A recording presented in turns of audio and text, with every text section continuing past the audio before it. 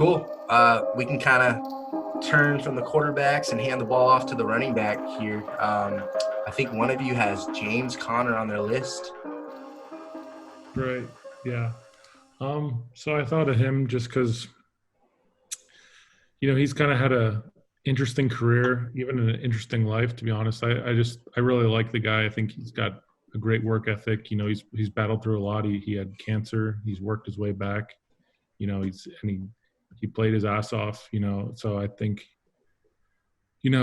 just to kind of go back to the beginning, his rookie year, he didn't play much. And then 2018, he kind of broke out where, he took over for Le'Veon Bell during his holdout and he kind of ran away with it, he rushed for almost 1,000 yards. He had 12 rushing touchdowns and over 500 yards receiving as well. So he had that big year. And I think he showed he could be, that bell cow running back, but then, had a little injury concerns the last couple of years. So I think that's kind of knocked him down a peg, and it's hard, as a running back to stay healthy these days. So, but then, last year I think going into the season, he was probably thought of and drafted, in the top 3 rounds as a fantasy running back. So, he had a lot of expectations that year, going into last year. And, unfortunately, without Big Ben, he struggled. He averaged a little less than 4 yards a carry.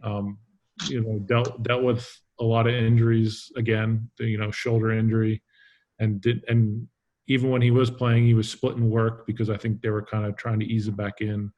And so he didn't even end up cracking 500 yards last year.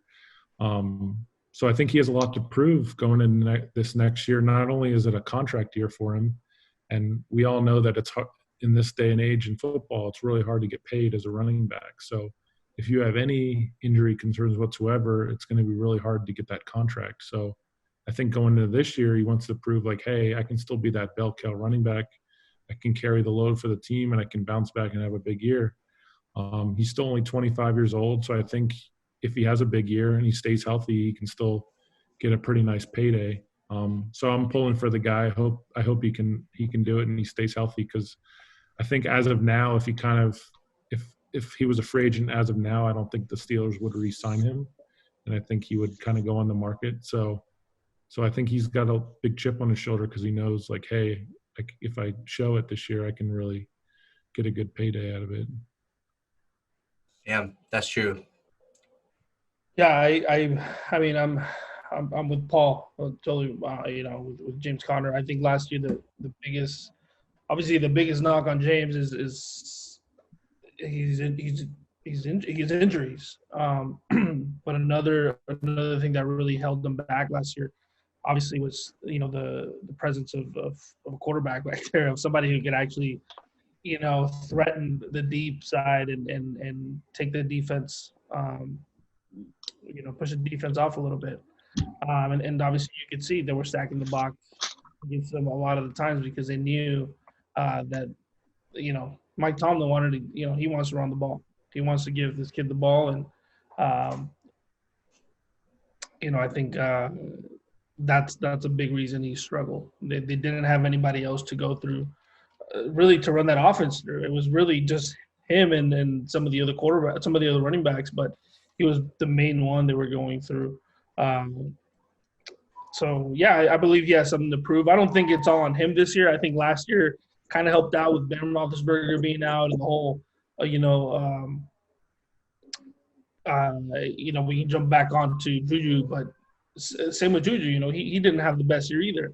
And I think it was one of those things where you lose momentum once you lose that piece, and everybody else, you need that leadership as well. And with Big Ben out of the picture, I think everybody just kind of started doing their own thing and tried to do the best they could. And, you ended up with what happened last year. But I think for sure this year with Big Ben back to the helm, I think he should have a good year if he's without injuries, barring any injury, of course. Joe? Yeah, same. I definitely like the guy. Running backs miss games. He's missed a couple games the unfortunate thing for him, it's becoming a yearly thing, and it's getting worse. His rookie year, he started out at least playing in 14 games. Then his second year went down to 13, and then last year was 10. So the thing that I always have a soft spot for the backstory. Like you said, the kid fought through cancer, and this being an opportunity on a contract year to make something through his second contract. I mean, that's a rare commodity these days. These running backs getting a second contract after their rookie contract. So, I mean, a lot of the coaches, a lot of the leagues, a lot of the front offices know that you are going to find great value in the free agent market in the second, third, sometimes even the fourth and fifth rounds of these drafts for running back positions. So if you look at, I know we dropped a little bit of knowledge on fantasy. I mean, 70 to 80% of your fantasy roster benches is running backs. We know there's going to be a carousel. We know there's going to be split time. We know that there's going to be plug and play opportunities. It just seems to be more of the same story for James Conner. I mean, he's never averaged less than 4 yards a carry, and I think this year that's a pretty smart and awesome pick that Paul had to have him come back player or player with a lot to prove, because he has everything on his support cast back for next year. Big Ben, who's also probably another candidate for player with a lot to prove this year, he's back. You know, they're going to move JuJu back to the slot where he's primed. Their defense showed a lot last year, so you can't question the defensive side of the ball. That was probably the best defense I've seen from the Steelers in years, and we know the Steelers are known to have great defenses. I mean, they showed up. They were the only reason that, what's his name, Duck Hodges was in games. Is the only reason why. Only reason why their quarterbacks were in games is because T.J. Watt came and blew the league out of the water. And, you know, they still have Cam Hayward. They got Devin Bush that came out of the lights. They just came and they knew that they had something to prove. They knew they had to do it all for Big Ben being on the bench. And they made it happen. So with help on the defensive side, your Super Bowl winning quarterback, one of the best receivers in the game, in a winning franchise, it's really all up to him. Can he play those games, and can he still carry his 4-yard or more average? I think he does it. And to throw in another fantasy sleeper at a tough position to find them at, tight end, threw in Trey Burton earlier as a sleeper, deep leagues. But Eric Ebron, yeah, man. Eric Ebron, touchdown machine. Look, for most guys, touchdowns are kind of finicky, kind of random and lucky. That's Eric Ebron's role, so that's a little bit different of a player when it comes to touchdowns. That's what he's paid to do. Back to Conner. If you don't like James Conner, you just don't have a heart. But, you know, talking football on the field, Benny Snell had similar numbers to him, yards per carry. And then when you talk about receiving, Jalen Samuel had more numbers last year. He was available. He had more catches, more yards. To Conner's credit, he can do what both of them can do separately. He can do that as one player. So I think the Steelers will take advantage, and they'll use Conner. They'll run Conner into the ground. That's what it's going to have to take. And it is what it is. That's what they're going to do. That's what he's going to do. So I'm not rooting for this. I don't root against any player, but I don't think he lasts the full year. But, yeah, to his credit, he scores 7 touchdowns to their combined 4. So he gets the job done when he needs to. And, look, he got workhorse touches before. I think he's better suited for a timeshare. I think if the Steelers are smart, they go that route. So you keep this player fresh and available. I just don't see it happening. I think they're going to run him into the ground. And I think he wants that too. So I'm not saying it's just a team abusing a player. I think that's what they both want is let's go till the wheels fall off with James Conner. Is he on your blacklist as a fantasy running back, or, you know, would you pick him up as high as the third round, maybe? Not third round. I mean, there's a lot of diamond in the rough sleepers that you can pick up in the third round. I would be comfortable playing him as a low RB2, maybe even a high upside RB3, just because if you can get 8, 9, 10 games out of him with a full supporting cast, I mean, he could definitely explode and get you some RB1 numbers maybe 2 to 3 times out of that rotation. But like I said before, if you're smart, you're going to have a rotation, especially when you're, it's with as many players as there are in the league, you can't guarantee that every player is either sitting out because of injury or sitting out because of COVID-19. So hopefully our commissioner, has a little bit more roster spots on the bench, but just to take consideration of what the possibility of having more players out this year. But I think you hit it. The nail right on the head when you said he's a timeshare back. And that would help him a lot. I think it would keep him fresh. I think it would keep him in more games or starting more games. At the same time, that might earn him a second contract. But third round's a little high for me. There's other players that I'm looking forward to that could take a starting role or even a better yards per carry, maybe a stronger offense, higher upside. But I definitely wouldn't mind having him on my roster because he's proven before that when he's in game, he can make stats happen.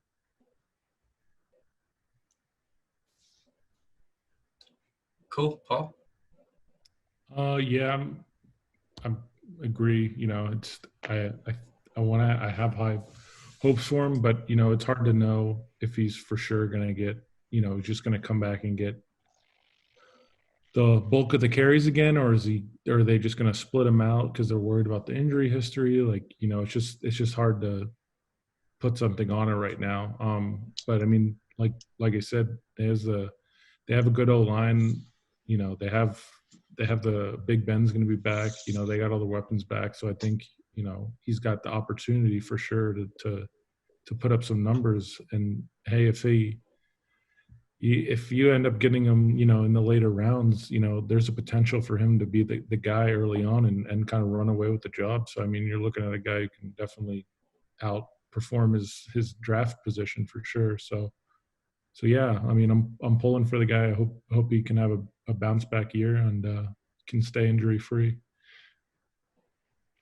Yeah, and I'm with you. I'm with you, Wes, in the sense that I hope he stays healthy, but I don't think he's going to last all season. I think if anything, he'll last maybe 7-8 games, because that's just what the Steelers do. They run the ball, they play defense, and they run the ball. And like Drew mentioned, their defense, I mean, last year really showed up. And I think one guy we didn't mention was a big addition was Minka Fitzpatrick. He made that defense just, they were playing, like you said, nasty. Yeah.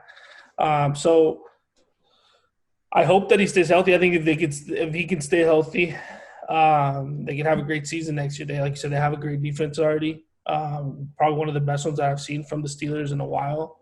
And if he stays healthy, if Big Ben can stay healthy, if JuJu can come into his own and maybe work the slot a little bit better than he did the number one position, I think things will work out for the Steelers. JuJu, baby. JuJu all day. Well, JuJu's on this list, Drew. I saw. I was going to go with JuJu. Vargas beat me to it, man. Go for it. Yeah, I mean, with JuJu, he's the guy is, last year was his first year in the number one spot after Antonio left. And he kind of struggled. Obviously, he didn't have his quarterback there, but he struggled a little bit more than I thought he would. I was hoping he would step up a little bit more than he did. I think a lot of the other receivers kind of took, it was kind of a committee thing. JuJu, he's not the number one option. Obviously, I mean, last year, like I said, he didn't have fun, but I don't think he's the Steelers' number one option. I think he's a great slot receiver.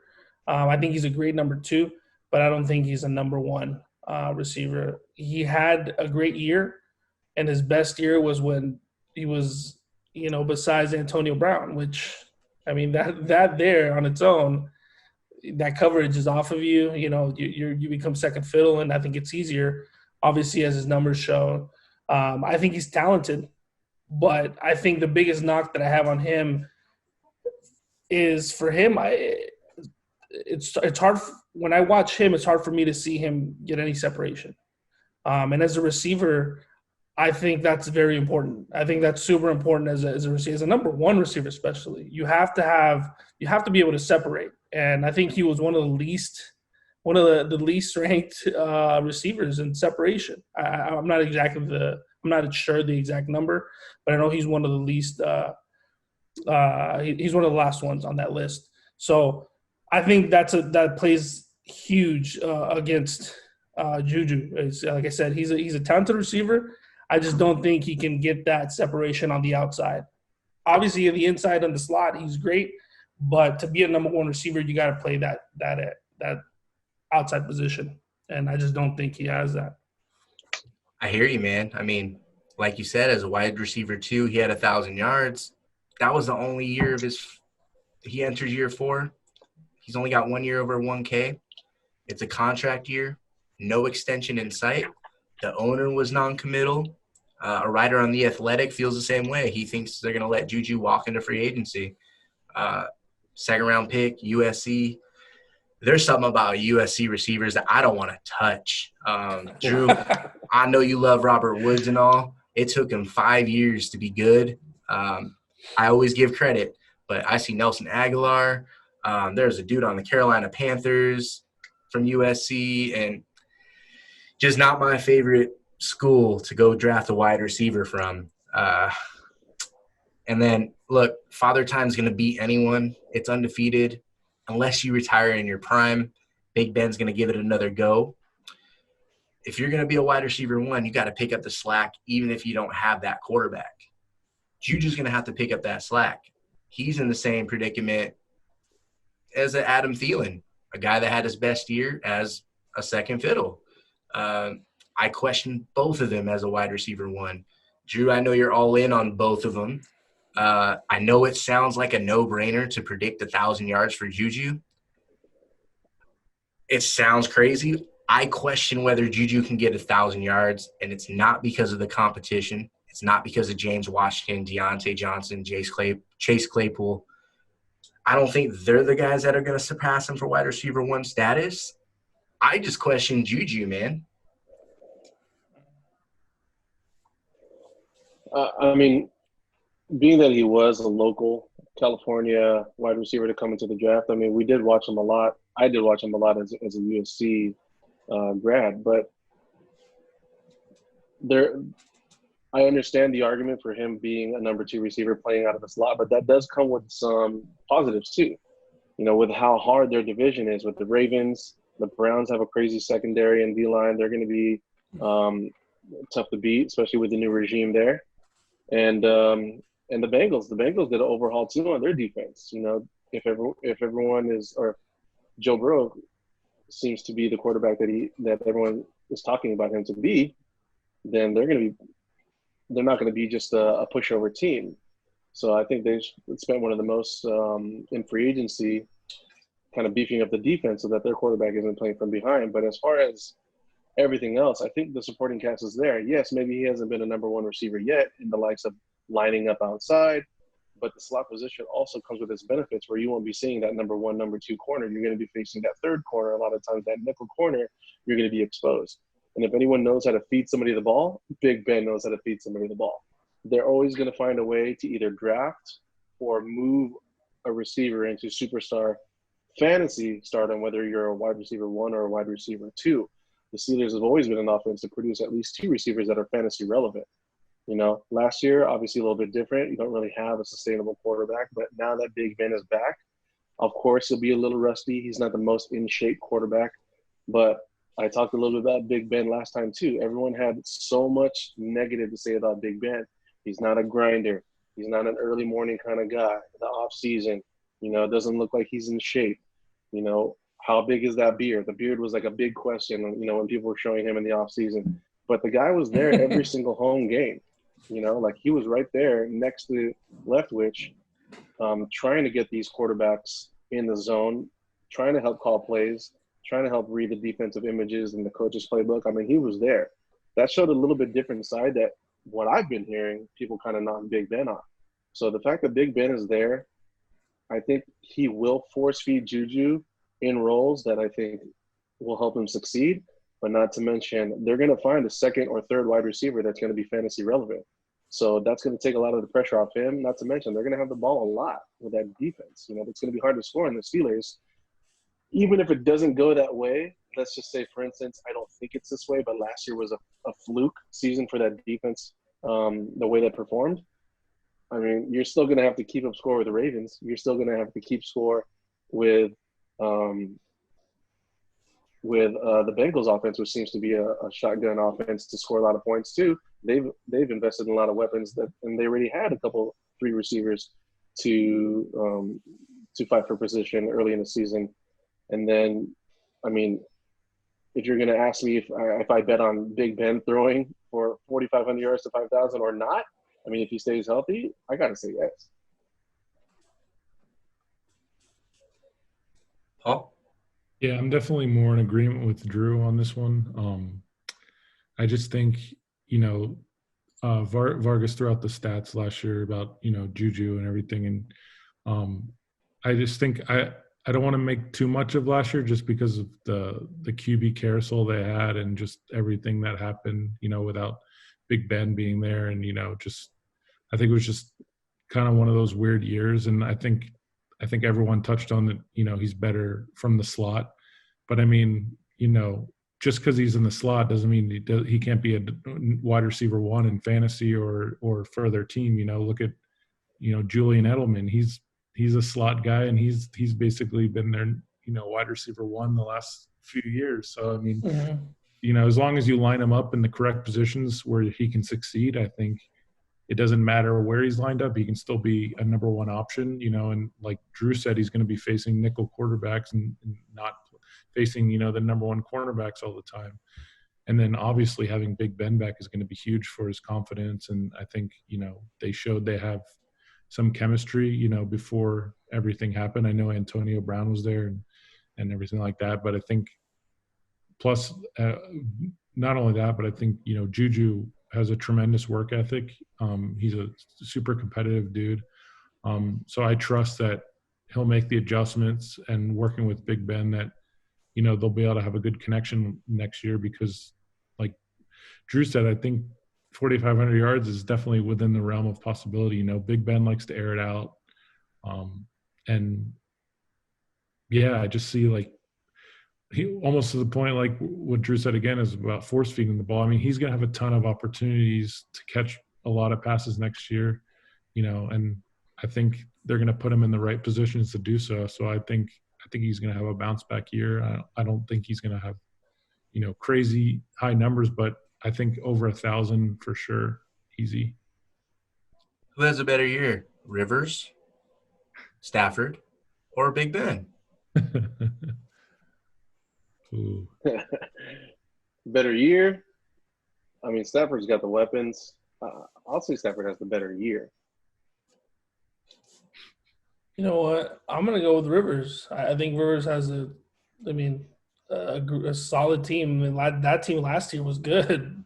A lot of them are returning this year, so I think he has the better year. I think Phillip Rivers has a better year. I'll go with Big Ben. I would love that. I think they have the best defense out of the three teams. And I don't know. I think he obviously was hurt all of last year, so I think he almost feels like he has the most to prove out of all those three quarterbacks. I think he's going to come back with a chip on his shoulder. He's won his Super Bowls. He's super, experienced. So I think, he's going to come back, and I expect him to have a good year next year. So I'm with Drew on Stafford. We're the ones that are right here, but Paul, it sounds like you have Big Ben as your comeback player of the year.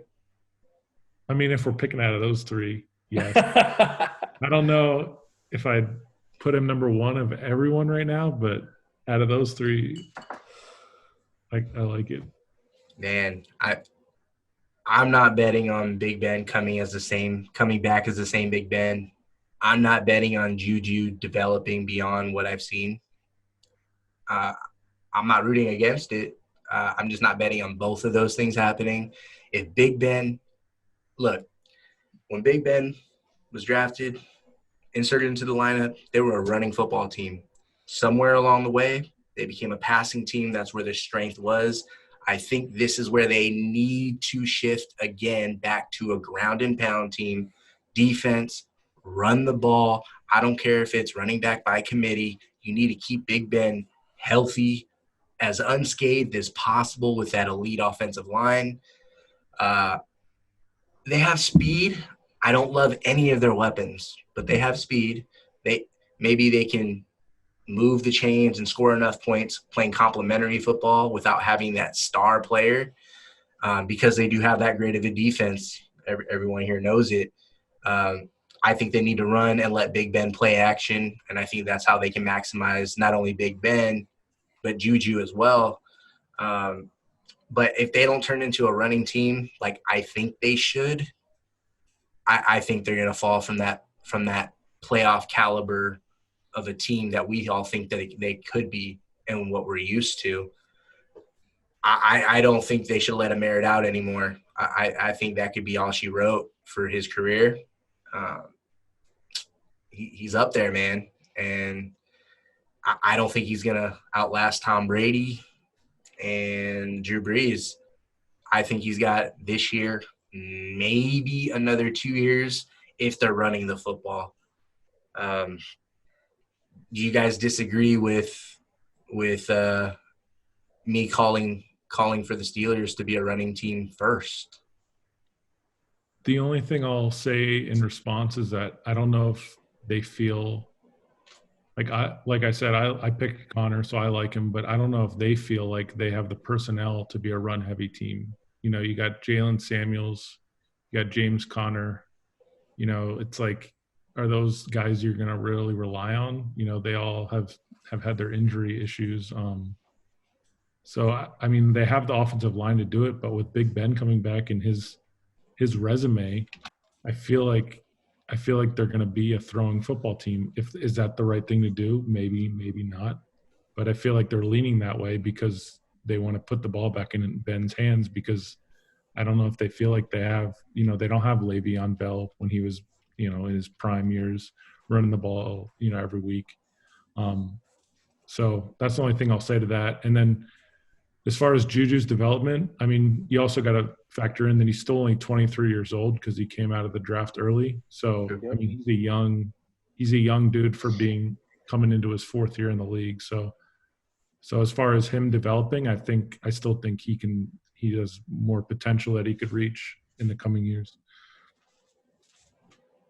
Yeah, I mean, you guys have to understand too that even when Le'Veon Bell was a Steeler, the Steelers were always primed on being a very balanced offense. They were definitely a running team. Obviously, Le'Veon Bell, through his stint with the Steelers, were 300-plus touches for years straight. But that didn't take away, you know, didn't take away targets. Antonio Brown getting 150, 160 targets a year and almost getting 2,000 yards receiving. Same thing with JuJu Smith. Him and Antonio both had about 160 targets, but that didn't take away from the production that Le'Veon Bell had. So the Steelers aren't afraid to run the ball. Yeah, they've always been a running team. I think it's just more of the production. That also, I feel like, ties into my argument with Big Ben. They're not going to be a throwing team, but what he does get out of his opportunities is those air yards, and he throws down the field. He's not afraid to do it like a lot of these game managers are. He's not handing the ball off. He's not dumping it down to a running back that's going to make that first juke free and get an extra 3 to 7 yards on that little dump down. He's throwing it down the field. And if the Steelers do one thing the best, it's finding receivers. They always find talent in later rounds. We didn't really have a chance to see them last year because you can't really say that they had a quarterback that would take them to that kind of level. So now that Big Ben's back, I mean, they found Antonio Brown in the 6th round. Don't forget that. And Big Ben and him kind of made names for themselves. You know, so I think if there's a team that's going to make another receiver fantasy relevant that nobody thought would happen, it's going to be the Steelers.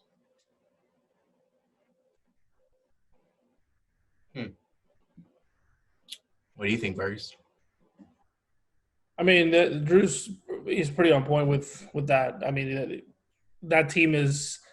I agree. It was a running team when I think we know that as a running team first of all, I know it as a defensive team. They always have great defenses on their teams. And then for the longest time, you know, they didn't need to throw the ball because they always had great running backs. They had great defenses. But now I definitely think it's a little bit more balanced. In regards to JuJu, I mean, he's a young guy. He has a lot to learn. He probably will grow a little bit. I just haven't seen any flashes of a number one receiver in my eyes. Obviously, the year Antonio was there, I mean, his stats were ridiculous, but that was 1 year. So I'd like to see more of it. I'd like to see this year him come out and show that and take that position, you know, as a number one receiver, because that's how the Steelers looked at him when they decided to let Antonio walk. So I hope he does. I hope he walks into that. I think he can be a solid receiver. I don't see him being a number one, but definitely a top number two receiver. Cool. Yeah. Look, I believe any player can develop. JuJu's super young. You guys are totally right. I just think the Steelers and the wide receiver thing is a little inflated. Besides Hines Ward, Antonio Brown, Emmanuel Sanders. I mean, we're looking at guys. I like Mike Wallace, but a little bit different of a level there. We're looking at some other guys. Martavis Bryant, flashes, didn't pan out. Eli Rogers, Kobe Hamilton. I'm looking at their starting receivers, 3 starters every year that are listed. I'm just not impressed. Jericho Cotchery, man, I'm still looking, man, to be impressed here. I have to go back to 2009 for another guy, Santonio Holmes. Yeah, that was a while ago. So, look, I think it's overinflated, and that was just the first 3 guys listed on those depth charts as starters for the past we went back 11 years right now. If I went further, there's 3 other guys on that list that didn't pop. So I think the whole Steeler thing, it sounds nice. I think it's a little overinflated, but I am with you guys that if there's a comparison between the Steelers and other teams and wide receivers, I'm willing to give them the benefit of the doubt too. I'm with you there. So, yeah, I'll be rooting for JuJu. I feel you. I think if anything, it shows that Ben can elevate those types of receivers too, though, you know, because he's never had the best receivers, you know, to throw to, but he's always, you know, they're always competitive. They're always doing well. So you got to factor that into like how much better he can make them. It's a good point, man. Good point. And then we'll hit a little bit closer to home for Drew. He just saw this guy out of a 4-year contract. The Rams, they walked away 2 years into this contract. They move on from some other veterans too, like Brandon Cooks and Corey Littleton. So it was a lot of salary cap maneuvering for the Rams, but the guy we're talking about here was something to prove, Drew. Todd Gurley. Yeah, man, Todd Gurley. It's hard for me to deal with that breakup, to be honest. But I'm always one to believe more actions speak louder than words, especially in a salary cap business, especially in the business of the NFL. I mean, Gurley has nothing but a great resume. I mean, nobody has more rushing touchdowns than Gurley since 2018. All-purpose yards, air yards, running yards per average. He was unstoppable. You know, I mean, the most touchdowns, I think he had 2 years in a row, he had the most touchdowns scored by an offensive player not being a quarterback. So, I mean, the usage was there, but also the performance was there. Moving to Atlanta, I mean, Atlanta has been a pretty potent offense. In the last 5 years, they've finished as far as 5th, 6th, and 12th in yards and scoring. So, I mean, he's definitely going to have the opportunities, especially one of the most important opportunities is red zone opportunities. We have Dirk Cutter there, who's known a little bit in the past to have more of a timeshare, even with great, you know, running backs like Michael Turner and Doug Martin. Even during Doug Martin's stint, when Dirk Cutter was with Tampa Bay, Doug Martin was actually splitting. It wasn't an exact 50-50 split, but it was a 2-to-1 split. Doug Martin with Charles Sims. The year after in Tampa Bay, it was Doug Martin and Jacquizz Rodgers. The year after, Doug Martin and Peyton Barber. And then Peyton Barber, Jacquizz, and the newly acquired Ronald Jones from USC. Before that, with his first stint with Atlanta, before he was actually in Tampa Bay, he did Michael Turner and Jacquizz. Then they got Steven Jackson with Jacquizz, and then it was Jacquizz and Devontae Freeman. So not exactly, again, a 50-50 time split, but those running backs were getting a 2-to-1 carry ratio. So the only thing that I see on this end is that nobody's really behind Gurley. So I feel like Gurley's going to get a lot of the touches. The only one that's close behind him is Ito Smith, who's a younger player. He's only been in the league about 2 years. He saw 117 touches his rookie year, but then he kind of fell off a cliff last year. He only had 33 touches. A lot of that due to injury, but still, it's not like you're going to throw him in there competing for touches with Todd Gurley. I mean, he made a name for himself. The only thing that's the main component for me, I love Gurley. I think he's one of the best running backs.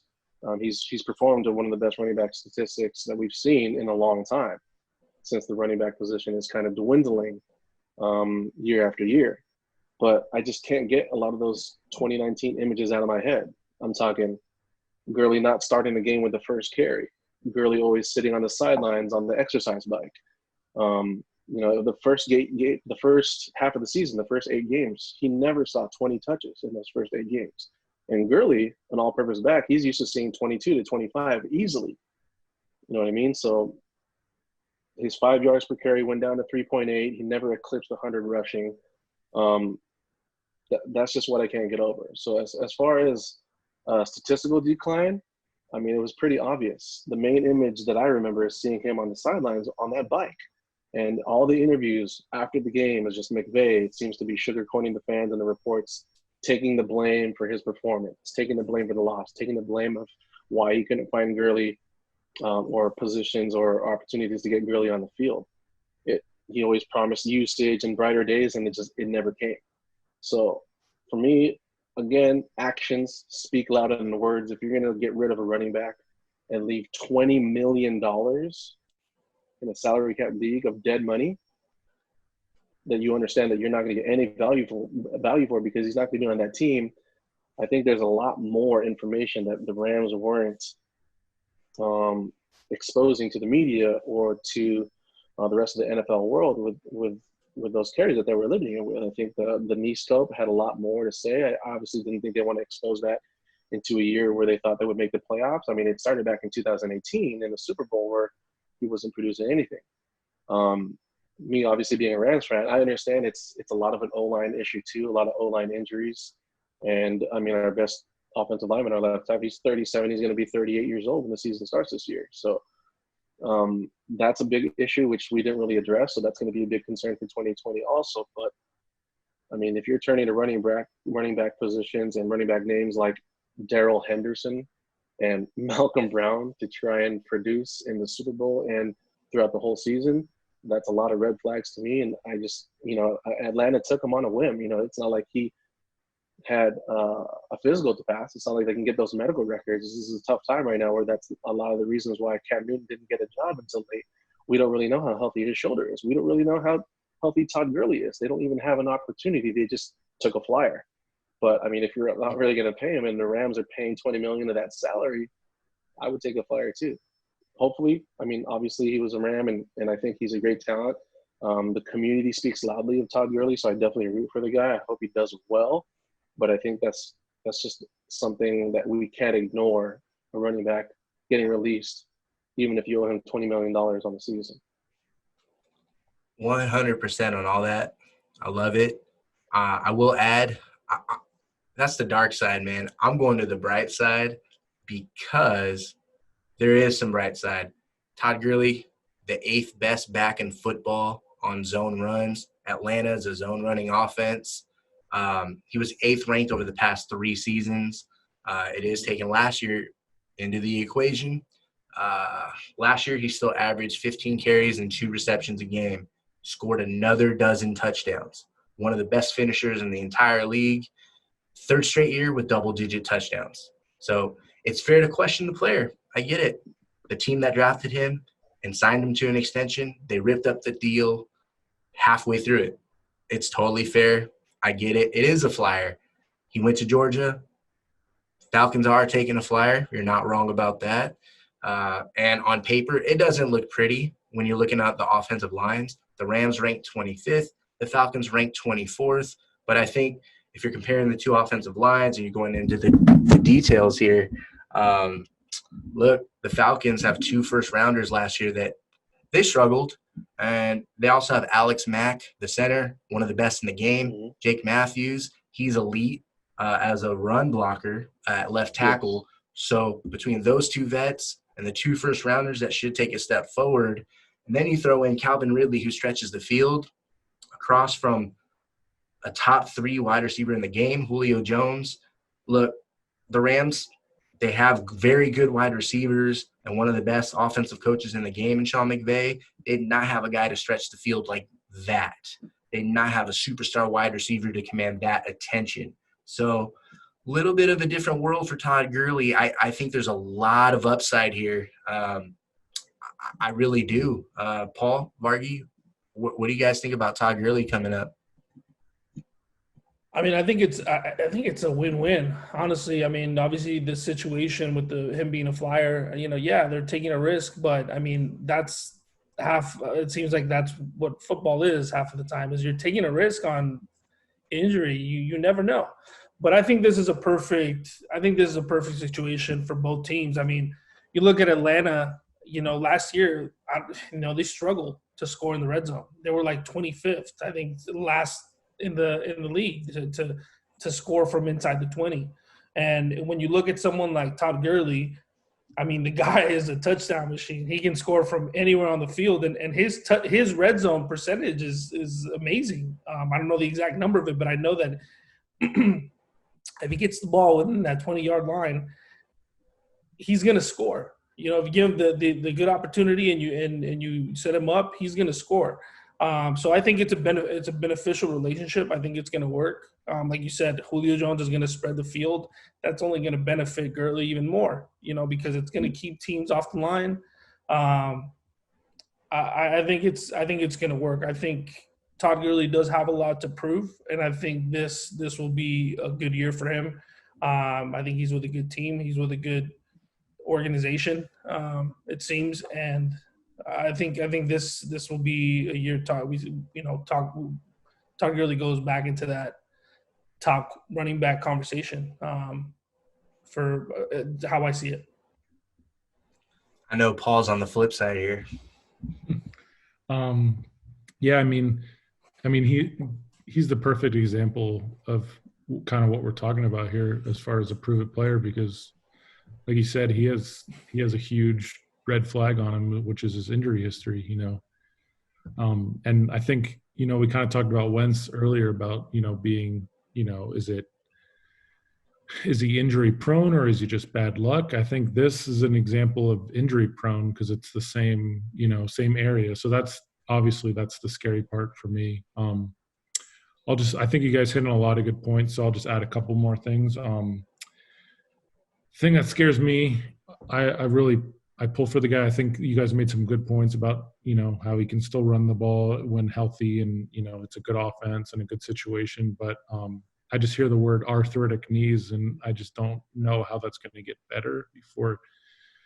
So as he gets older and as he puts more, gets more carries and takes more beatings. So just hearing that, I mean, I just don't, like we said, you kind of said with Connor, like, I don't see how he makes it even through half the season. Like, I hope things will improve, but I mean, and because of that, I think they'll limit his touches, which will maybe limit his opportunity to kind of be like maybe in the conversation of comeback player of the year. And to add on that, Drew mentioned Ito Smith earlier. I actually really like that guy, and I think he'll get a lot of work with Todd Gurley. I mean, I think they'll max Todd Gurley out at maybe 15 touches a game just because I don't think they want to run him into the ground, but, who knows? I hope the guy stays healthy and never want to wish injury on anyone, but I just find it really hard to believe that he'll be able to make it through most of the season. So yeah, that's where I'm at with it. All valid concerns. I think anything positive or negative that was said and can be added to this conversation as regards to Todd Gurley can all be true. So nice, good stuff coming with the facts, fellas. Let's move on. A guy for me on my list is Davante Adams. Even though I'm a fan, I can be objective. I can be unbiased. Look, he's got 1 year over 1,000 yards. He's entering year number 4. Sounds a lot like JuJu Smith-Schuster right there, except I think he's on a different level. Second-round wide receiver. He would have eclipsed 100 catches and 1,000 yards last year. We've talked about that before. He missed a month to a toe injury. That said, in 6 years, I know I said he enters year 4. It's actually year 6. Look, only 1 year over a K. He came close twice, but no cigar. I know we all see the talent on game day. He's caught more than 90 receptions once. That's an indicator of elite as well, at least as far as consistency goes. To his credit, 3 seasons with double-digit touchdowns. But if you dig further, all 3 of those seasons, the run game, they all rank bottom 6. So there's some inflation to those numbers. Not trying to take away from him, but that's the reality of the Packers offense as I see it. Just all those numbers right there, it doesn't really add up for me when I see that he's been a Pro Bowler 3 times. No matter how much of a fan I am, the numbers just don't add up. I don't get it. But hey, Drew, as you alluded to before, the Packers, they are steering towards a running offense. They appear set up to move on from Aaron Rodgers in 2 years, maybe even Davante Adams. He's in the final year of his deal. So I don't know, man. I like Davante. I think he's in store for a monster season, even before Devin Funchess opted out. So, Drew, I know you don't think that Davante is going to hit 100 catches. I know you think he'll get 1,000 yards. What do you think Davante is going to get re-signed in Green Bay? I do. I mean, if you're a smart coaching staff, it's pretty hard to find a receiver with that kind of talented caliber. For you to pass up on a receiver in this day's NFL is you're just going to be searching for him later down the road, anyways. It's hard. If you're going to start a season in the next couple of years without Aaron Rodgers, why would you try to let go of an asset like Davante Adams as well? I mean, as long as he's willing to stay and he understands, obviously, this new offense that looks like they're trying to implement, I just don't see a smart or a well-thought-out scenario to where Davante Adams is not a Packer if it was the Packers' choice. Now, if it was Davante's choice, that's a different story. I think he's one of the best receivers in the NFL. Maybe his stats don't show it. Obviously, he missed a lot of games last year, but like you said, he was primed to hit 1,300 yards last year. The guy's a red zone machine. He's open all the time. He's kind of like a Michael Thomas talent. Even though he's not open, he's open. And Aaron Rodgers is going to feed him the ball.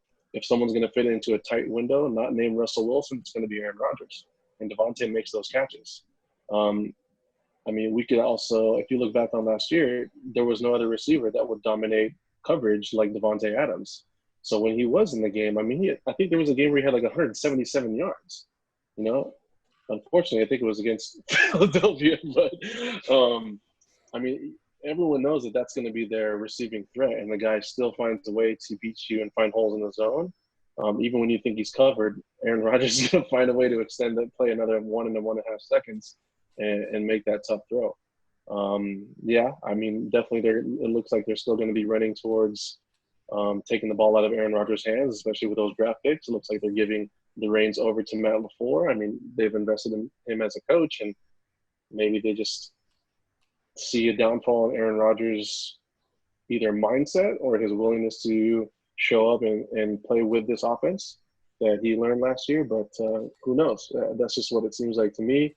I just don't see why you would get rid of a talent as far as Davante Adams unless you had some kind of miracle backup plan like we don't see. For sure. I'm just looking at, Rodgers may be gone. Aaron Jones is out the door next year. They just drafted a back. They still have Jamal Williams there. He's in the final year of his deal. Then I looked over. I'm like, Davante is too? Is this a complete rebuild? So that's kind of why I was asking that about Davante. Paul, do you think this is a big season, a make or break kind of year for Davante Adams? I do in a sense because of kind of what you talked about. Like you said, they had a really weird draft. They took a quarterback in the first round. They already had Aaron Rodgers. They took a running back in the second round. They already had Aaron Jones, who's young and had a breakout season. So you're thinking like, okay, why aren't you helping Aaron Rodgers by giving him more weapons or, helping him on the line or things like that? And then they just take the two positions that they're probably already set at least you would think. So from that perspective, I think it could be a make or break year for Adams because he might be next if they complete this weird rebuild that they're doing, and maybe Davante Adams gets out of their price range a little bit, because he did come off that he almost had 1,400 yards the year before last, and then he probably would have been right on pace for that last year if he didn't get hurt. And he's been their only reliable receiver in any sense the last few years because they don't really have had anyone else because, that's just the way it's been. But from that sense, I could see it as, if he has a big year, I think he might price himself out because they're paying Rodgers a ton of money, and they got to be able to add to their defense and keep other players intact. So I don't know if they're going to want to spend all that money on a receiver, and then they're going to have all this money tied up in Rodgers and Adams. So I think it's a good question you pose. But as far as his production is concerned, I'm not really worried about him next year. I think he'll be fine. He'll do what he usually does. And but yeah, I think that's what I got. Nice. Yeah, it just sounds eerily similar to the Bears moving on from Alshon Jeffrey. I'm not saying it's right. It's what I'm seeing. Vargy, who do you think has a better chance to sign with a different team next year, JuJu or Davante? Oh wow, well, that's a good question. What is a better chance? Man, well, this whole talk about contracts being up and possibly most of your team being gone, I would say Davante Adams, because when you have a core and you have a group of people that you think are capable of taking you to where you want to go, and that gets destroyed. A lot of times you as an individual, you're not going to stay there. And I think if Davante Adams given the opportunity and said, hey, you know what, we're only going to keep you. We're going to let go of everybody else who's not on contract. I'm pretty sure, I would opt out of that. So I think he has the best chance of being on another team if he decides to go on. Fair enough.